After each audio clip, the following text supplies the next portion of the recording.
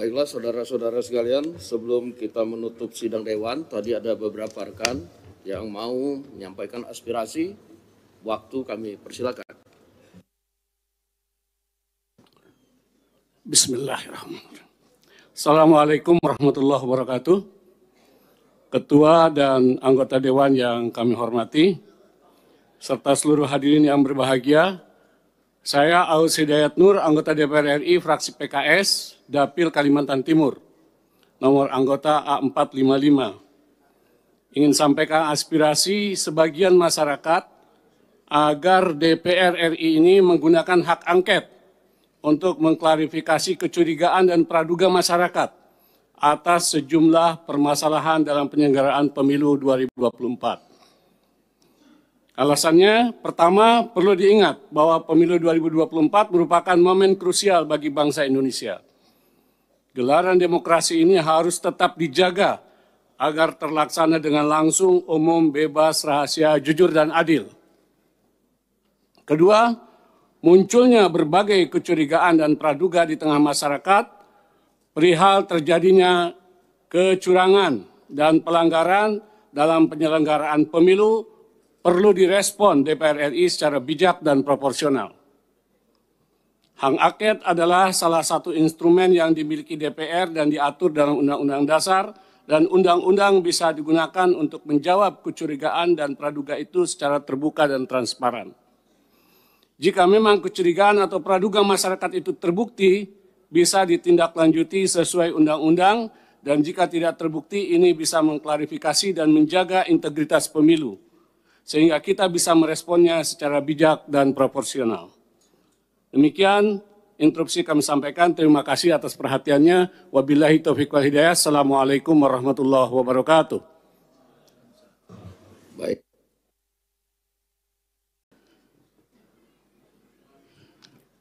Ya. Bismillahirrahmanirrahim. Assalamualaikum warahmatullahi wabarakatuh. Terima kasih pimpinan. Saya Fahmi Alidrus, A432 dari fraksi PKS. Akhir-akhir ini saya prihatin terdengar wacana perbincangan tentang biaya operasional sekolah yang dikait-kaitkan dengan program makan siang gratis. Kami ingin sampaikan bahwa sesungguhnya perbincangan program makan siang gratis yang merupakan program janji dari Capres-Cawapres di periode kampanye kemarin sesungguhnya belum layak untuk diperbincangkan. Apalagi kemudian terdengar wacana bahwa program tersebut akan menggunakan program BOS. Biaya operasional sekolah kita pahami adalah biaya yang sepenuhnya dipergunakan untuk meningkatkan mutu pendidikan kita. Masih banyak persoalan-persoalan pendidikan di negeri kita. Persoalan guru, persoalan infrastruktur, sarana prasarana sekolah yang masih sangat memerlukan pendanaan. Amanah 20% pendidikan, biaya pendidikan, itu benar-benar harus dijalankan sepenuhnya, dikaitkan langsung untuk meningkatkan mutu pendidikan. Oleh karena itu, kami sampaikan protes ataupun kritik, jangan sampai janji-janji kampanye yang terkait dengan makan siang gratis itu menggerus dan mengganggu atau mengutak-atik program BOS yang terkait dengan upaya kita meningkatkan mutu pendidikan. Ini kami sampaikan karena wacana tersebut sudah mulai menggelisahkan banyak pihak, terutama pihak-pihak yang terkait dengan kepentingan peningkatan mutu pendidikan, terutama juga bagi teman-teman tenaga pendidik, teman-teman guru. Mereka gelisah, mereka khawatir kemudian dana tersebut tergerus dan akhirnya yang sebahagian dari dana BOS itu dipergunakan untuk menunjang honor mereka, mereka akan mendapatkan atau mengalami kerugian. Jadi saya mohon mudah-mudahan ini menjadi perhatian kita DPR RI untuk terus mengawasi jangan sampai anggaran pendidikan yang sangat-sangat diperlukan itu kemudian terganggu dengan wacana-wacana yang sangat tidak relevan dengan peningkatan mutu pendidikan. Demikian yang saya sampaikan, mudah-mudahan didengar oleh semua pihak. Terima kasih. Wassalamualaikum warahmatullahi wabarakatuh. Terima kasih. Selanjutnya, Bu Lulu.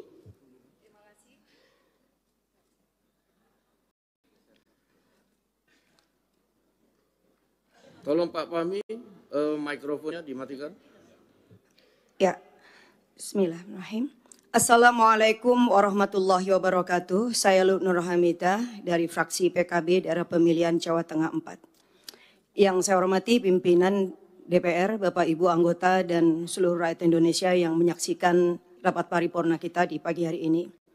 Pemilu adalah perwujudan kedaulatan rakyat dan oleh karenanya tidak ada satupun kekuatan di negeri ini yang boleh merebut apalagi menghancurkan. Karena ini terkait dengan daulat rakyat, maka pemilu haruslah berdasarkan pada prinsip kejujuran, keadilan, tanggung jawab, dan etika yang tinggi. Tidak ada boleh satupun pihak-pihak yang mencoba memobilisasi sumber daya negara untuk memenangkan salah satu pihak, walaupun mungkin itu ada hubungan dengan anak, saudara, kerabat, atau relasi kuasa yang lain. Pemilu tidak bisa dipandang hanya dalam konteks hasil. Lebih dari itu, konteks proses harus juga menjadi cerminan kita semua untuk melihat apakah pemilu telah dilangsungkan secara jujur dan adil. Jika prosesnya penuh dengan intimidasi, apalagi dugaan kecurangan, pelanggaran etika, atau politisasi bansos, intervensi kekuasaan, maka tidak bisa dianggap serta-merta pemilu selesai saat pemilu telah berakhir jadwalnya. Saya adalah salah satu pelaku sejarah gerakan reformasi 98. Sepanjang pemilu yang saya ikuti semenjak 99, saya belum pernah melihat ada sebuah proses pemilu yang sebrutal dan semenyakitkan ini. Di mana etika dan moral politik berada di titik minus, kalau tidak bisa dikatakan di titik nol. Ketika para akademisi, para budayawan, para profesor, para mahasiswa, bahkan rakyat biasa sudah mulai berteriak tentang sesuatu yang dianggap ada kecurangan, maka saya kira alangkah naifnya kalau lembaga Dewan Perwakilan Rakyat hanya diam saja dan membiarkan seolah-olah tidak terjadi sesuatu. Tanggung jawab moral dan politik kita hari ini adalah mendengarkan suara yang sudah diteriakkan ataupun suara yang tak sanggup disuarakan. Silent majority saya kira akan sepakat dengan kita untuk melakukan langkah-langkah konstitusional. Apapun langkah-langkah itu. Dan hari ini kami menerima begitu banyak aspirasi dari berbagai pihak bahwa DPR hendaklah menggunakan hak konstitusionalnya melalui hak angket. Dan melalui hak angket inilah kita akan menemukan titik terang seterang-terangnya sekaligus juga mengakhiri berbagai desas-desus kecurigaan yang tidak perlu. Kita hanya ingin bahwa demokrasi yang kita lahirkan dengan air mata, berdarah-darah dan bahkan nyawa yang begitu banyak dikorbankan pada tahun 98 tidak berakhir dengan sia-sia. Oleh karena itu pimpinan dan seluruh anggota DPR, saya mendukung hak angket ini kita lakukan semata-mata untuk memberikan kepastian bahwa seluruh proses pemilu 2024 benar-benar dijalankan berdasarkan daulat rakyat, kejujuran, keadilan, etika yang tinggi. Karena disinilah fungsi kita yang sedang ditunggu oleh rakyat. Saya kira ini yang saya sampaikan. Sekali lagi kita tidak boleh tinggal diam, jangan pernah menjadi pengkhianat dan mengkhianatin daulat rakyat. Wassalamualaikum warahmatullahi wabarakatuh.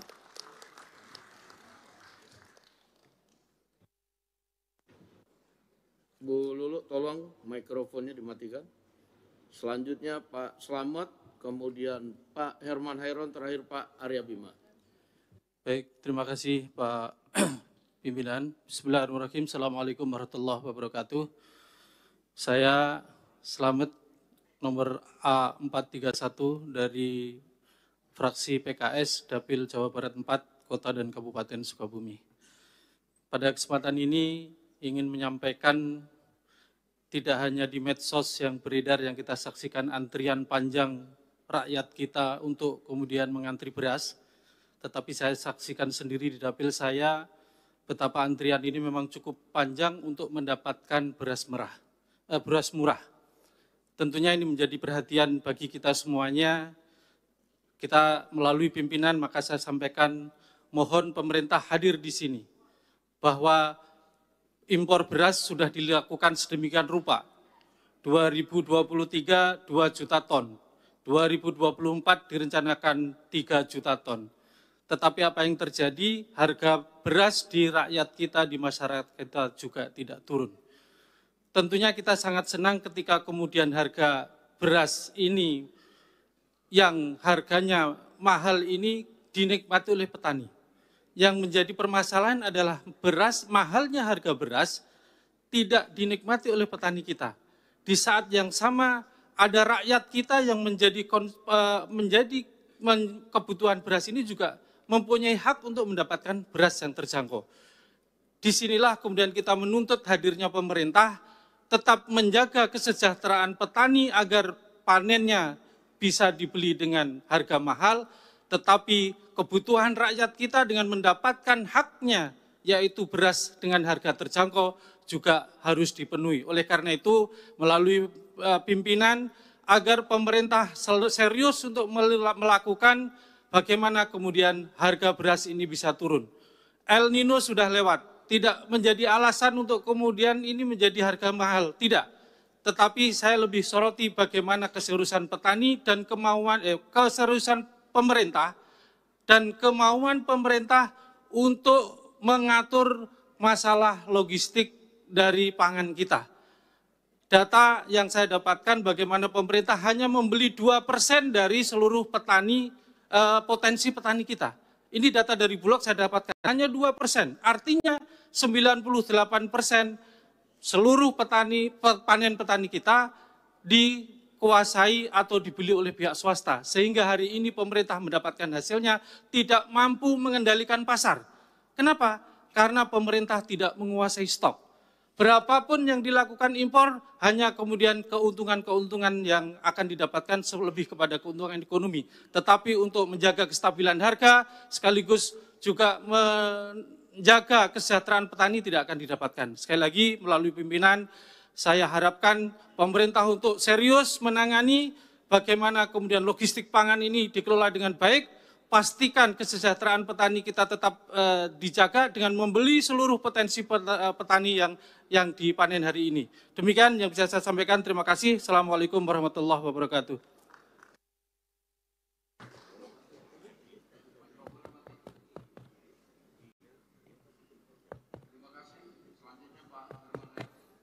Cek.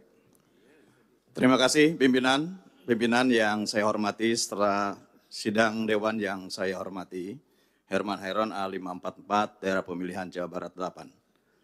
Pertama, tentu saya ingin juga menyuarakan aspirasi masyarakat terkait dengan harga-harga bahan pokok. Memang akhir-akhir ini menjelang Ramadan dan Idul Fitri ada kenaikan yang cukup signifikan. Oleh karenanya saya meminta pemerintah untuk memberikan perhatian khusus terhadap harga-harga pangan. Oleh karenanya mohon nanti pimpinan dapat memberikan atau meneruskan terhadap aspirasi ini kepada pemerintah. Yang kedua, terkait dengan hak angket. Saya kira hak angket kita paham semua bahwa ini adalah hak konstitusional kita. Namun apa sesungguhnya yang akan kita angketkan? Apa yang akan kita dalami? Apa yang akan kita selidiki? Perjelas dulu. Sehingga kemudian tidak serta-merta bahwa menuduh kecurangan, bahkan mendegradasi terhadap hak konstitusional rakyat, hak suara rakyat yang telah dicurahkan di dalam pemilu. Kalau brutalnya brutal di mana gitu. Karena ini yang harus didudukan kembali, supaya tidak ada informasi yang bias kepada masyarakat. Oleh karenanya, saya berpikir bahwa untuk persoalan ini ajukan saja hak angket apa isinya, dan tentu itu yang nanti akan kita bahas bersama. Tidak perlu membangun wacana-wacana kecurangan dan lain sebagainya. Ini adalah pemilu yang tentu juga menjadi tugas kita bersama untuk mengawal, untuk mengawasi, dan bahkan dalam perhitungan ini ya tentu kita bagaimana untuk bisa menuntaskan setuntas-tuntasnya dengan batas waktu yang telah ditetapkan. Jika ada hal lain, saya kira tugas konstitusional bisa digunakan. Namun tentu kita harus juga memperjelas kepada publik. Jangan sampai kemudian publik betul-betul tidak mendapatkan informasi yang sebenar-benarnya. Ini penting, karena DPR adalah bagian daripada pengambil keputusan di dalam pelaksanaan pemilu. Yang ketiga, terkait dengan makan siang gratis, saya juga aneh, karena saya sendiri ikut di dalam pembahasan di internal. Makan siang gratis ini belum ditetapkan anggarannya dari mana. Dan tentu belum ditetapkan cantolannya ke mana. Karena juga perhitungan suara masih berlangsung. Presiden belum ditetapkan. Dan tentu juga dalam perjalanannya, kalau kemudian ada piloting yang sedang dilaksanakan, ya ini adalah merupakan bagian inisiatif. Misalkan kemarin yang dilaksanakan di Tangerang. Adapun kemudian pencantolan anggaran terhadap BOS, ini belum ada keputusan menurut saya. Sehingga ini jangan dijadikan polemik di publik, dan tentu semestinya bahwa program yang baik ini nanti kita kan akan bahas juga di DPR. Perspektif dalam pembahasan anggaran-anggaran di pemerintahan juga akan dibahas di DPR. Oleh karenanya menurut saya tidak perlu berwacana, tinggal bagaimana ke depannya, dan ini akan kita bahas bersama. Program ini bagus untuk menciptakan bagaimana ke depan menciptakan generasi-generasi yang unggul, dan tentu nanti proporsinya di mana ditempatkan anggaran ini supaya tepat dan tidak mengganggu terhadap alokasi anggaran lainnya yang tentu saat ini sudah dianggap baik untuk bisa dilaksanakan atau diimplementasikan di berbagai sektor. Saya kira demikian, Ketua. Terima kasih. Baik, terima kasih. Terdata di meja pimpinan ada 3 lagi dan saya pikir cukup sampai dengan 3 lagi karena juga waktu semakin siang. Saya persilakan Pak Arya Bima, setelah itu Pak Kamarus Samad dan Pak Johan Rosihan. Setelah itu kita tutup sidang kita. Silakan. Terima kasih pimpinan. Assalamualaikum warahmatullahi wabarakatuh. Salam sejahtera untuk kita semua. Om Swastiastu, Namo Buddhaya, salam kebajikan, Rahayu. Yang saya hormati pimpinan Dewan, yang saya hormati dan saya banggakan kawan-kawan anggota Dewan. Selamat pagi.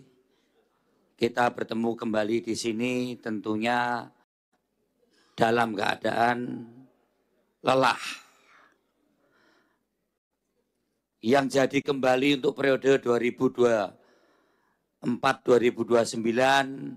walaupun belum ada final dari perhitungan KPU, tapi tanda-tandanya sudah kelihatan, saya ucapkan selamat. Bagi yang tanda-tandanya tidak jadi, tentunya kami ikut merasakan hal-hal apa yang diserahkan kawan-kawan situasi lapangan elektoral pemilu kemarin. Kalangan rohaniwan, kalangan budayawan, kalangan cendekiawan menyerukan hal-hal yang perlu kita cermati betul untuk pemilu, pilkada maupun pemilu ke depan. Untuk itu pimpinan, kami berharap pimpinan menyikapi dalam hal ini. Mau mengoptimalkan pengawasan fungsi komisi, atau interpelasi, atau angket, ataupun apapun. Supaya pemilu ke depan, kualitas pemilu ke depan, itu harus ada hal-hal yang dilakukan dengan koreksi, mengkoreksi aturan-aturan kita, maupun mengoptimalkan pengawasan kita sebagai anggota legislatif yang tidak ada taringnya, yang tidak ada marwahnya di dalam pelaksanaan pemilu kemarin. Walaupun tanda-tanda itu sudah kelihatan sejak awal. Yang kedua pimpinan mengenai masalah perut rakyat, yaitu masalah beras. Hari ini saya membaca di media mainstream, media online, kita tidak bisa lagi menyandarkan pada pangan impor. Thailand menutup impor beras atau ekspor beras ke kita. Vietnam menutup ekspor beras ke kita. India juga demikian.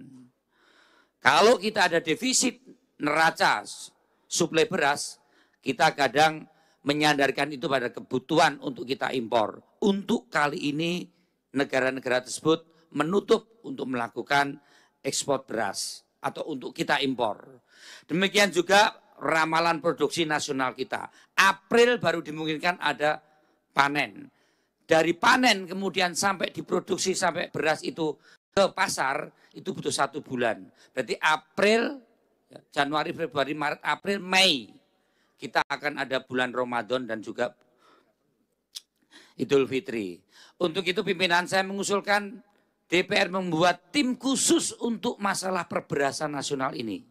Walaupun informasi-informasi dari pemerintah ketersediaan itu ada, tapi apakah mencukupi dan ketersediaan itu harganya terjangkau oleh masyarakat khususnya beras medium, pimpinan saya kira perlu bersikap untuk itu. Ya. Ini sangat penting karena jangan sampai krisis pangan ini berpotensi menjadi krisis sosial, bahkan sangat mungkin menjadi krisis politik, apalagi situasi-situasi pasca pemilu ini juga belum beres. Kita masih akan banyak persoalan-persoalan di Mahkamah Konstitusi. Hari ini pun di luar juga ada demo-demo.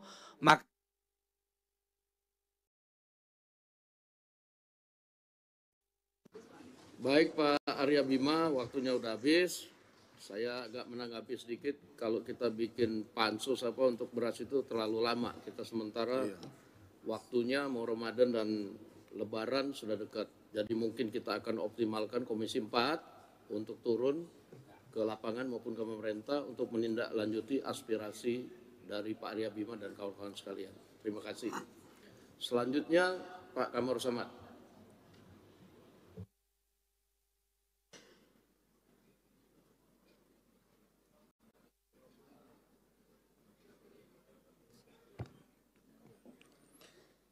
Assalamualaikum warahmatullahi wabarakatuh. Pimpinan yang saya hormati beserta seluruh anggota DPR RI, saya Johan Rosihan, A451 fraksi PKS, Dapil NTB 1 wilayah Pulau Sumbawa. Menyambung sedikit soal beras ini Pak Ketua, Alhamdulillah pekan kemarin kami Komisi 4 sudah turun ke beberapa daerah dan saya kebetulan ke Jogja. Melihat beberapa kondisi gudang Bulog yang memang tiba-tiba ada beras itu. Nampak dari karungnya yang baru dan lain sebagainya. Nah karena itu menurut saya pimpinan, ini tidak bisa ditangani dengan biasa-biasa saja. Apalagi sebentar lagi Ramadan akan datang, di mana kebutuhan masyarakat mayoritas muslim di Indonesia ini tentu memastikan keberadaan beras ini. Yang kedua, ada lebih dari 13 juta petani yang bekerja di sektor ini. Karenanya kalau ini tidak diantisipasi segera, maka ini bisa terjadi gejolak sosial di tengah masyarakat. Nah untuk itu Pak Ketua, menyambung apa yang disampaikan oleh rekan saya tadi Mas Slamet, satu, kita desak kehadiran pemerintah, iya, tetapi harus kita pastikan juga bagaimana bentuk kehadiran mereka. Ya, saya sarankan agar pemerintah ini fokus betul soal beras ini. Tunda dulu proyek-proyek yang mercusuar itu mau selesaikan blok sekian di KN segala macam itu, hentikan dulu. Alihkan uang ini ke beras. Pastikan bahwa stok kita ada dan jangan berpikir untuk impor lagi. Ya. Kita butuh sekarang ini stok 2,5 juta ton untuk menormalisasi stok kita di Bulog. Karena itu Pak Ketua, pimpinan yang saya hormati, saya usulkan, kalau pansus terlalu jauh, mohon difasilitasi Pak, rapat gabungan komisi. Jangan hanya diserahkan kepada Komisi 4, karena Komisi 4 itu betul ada Kementerian Pertanian dan Badan Pangan Nasional di situ, tapi juga ini bisa melibatkan kementerian-kementerian lain, terutama Menteri Keuangan, ya, Menteri Perdagangan, dan lain sebagainya. Usul saya Pak Ketua, tolong dibentuk rapat gabungan di DPR ini untuk kita mengetahui dan mendesak pemerintah agar betul-betul hadir dalam menyelesaikan persoalan krisis beras yang menjadi kekhawatiran dari masyarakat kita pada hari ini. Terima kasih. Assalamualaikum warahmatullahi wabarakatuh. Baik, terima kasih. Terima kasih. Masukannya nanti minggu depan pimpinan Dewan akan membuat rapat konsultasi yang mengundang Komisi 4, Menteri Pertanian dan beberapa kementerian terkait untuk membahas soal ini dan akan dipimpin langsung oleh pimpinan DPR Pak Rahmat Gobel yang mewakili Komisi 4. Silakan Pak Kamru Samad. Terima kasih pimpinan dan anggota Kamru Samad A79. Pertama-tama kita tentunya patut bersyukur dalam reformasi ini 6 kali kita melaksanakan pemilu dan semua berjalan dengan baik. Dan dari pemilu-pemilu kita telah melakukan pembenahan dan perbaikan baik melalui revisi undang-undang yang telah kita jalankan maupun dalam pelaksanaan yang kita jalankan melalui pengawasan terhadap penyelenggara pemilu. Dan kita patut bersyukur bahwa pada pemilu 2024 ini lebih dari 60 negara di dunia yang secara bersamaan akan melakukan pemilihan presiden. Indonesia merupakan negara terbesar, mencapai 164 juta partisipasi rakyat. Lebih besar daripada pemilu terakhir di Amerika yang hanya mencapai 158 juta partisipasi. Ini menunjukkan bahwa Indonesia sebagai negara demokrasi terbesar di dunia telah mampu memberikan ruang konstitusional kepada rakyat Indonesia untuk menggunakan haknya. Karena itu, kami di lapangan tentu juga mendengarkan aspirasi yang berkembang. Aspirasi yang sangat mendesak bagi mereka adalah pengangguran, penciptaan lapangan kerja, bukan hak angket. Yang diperlukan mereka justru adalah hak para sopir angkot. Hak para sopir angkot, ribuan bahkan puluhan ribu yang anak-anaknya mereka, masa depannya, sekolahnya belum tentu mereka bisa memenuhi kebutuhan dasar mereka. Kita bisa menyaksikan bagaimana masyarakat kita hari ini kerja hari ini hanya untuk makan besok. Bahkan kalau mereka sakit hari ini maka besok dia harus utang di warung. Inilah aspirasi yang sangat mendesak, yaitu menciptakan lapangan pekerjaan. Dan karena itu saya ingin mengingatkan, jangan sampai respon dari teman-teman yang tidak siap kalah menunjukkan dalam sejarah kita merupakan respon terburuk sepanjang pemilu reformasi ini. Kenapa demikian? Karena belum menggunakan instrumen hukum yang telah digunakan, disiapkan, disediakan oleh undang-undang, sudah menuduh pemilu ini curang. Ini berbahaya sekali bagi kelangsungan demokrasi kita dan masa depan bangsa kita ke depan. Yang ketiga, yang saya ingin sampaikan bahwa sebagai anggota DPR seharusnya kita mengetahui tentang tata laksana pembahasan APBN kita. Menyangkut program makan siang gratis adalah program yang dinantikan oleh banyak sekali masyarakat di Indonesia. Itu tentunya harus dimulai dari usulan pemerintah melalui KEM PPKF, melalui RKP, dan seterusnya. Dan itu memerlukan waktu dan tahapan dalam pembahasan. Sehingga kita tidak perlu terpengaruh menyangkut alokasi, relokasi, dana BOS, dan seterusnya. Karena justru kita bisa mendistorsi edukasi di tengah-tengah masyarakat. Yang terakhir, pimpinan yang saya ingin sampaikan adalah berkaitan dengan persiapan Ramadan, Idul Fitri, dan juga pilkada serentak. Memang harus kita pastikan kestabilan harga kebutuhan bahan pokok bagi masyarakat. Demikian pimpinan, selanjutnya kami kembalikan.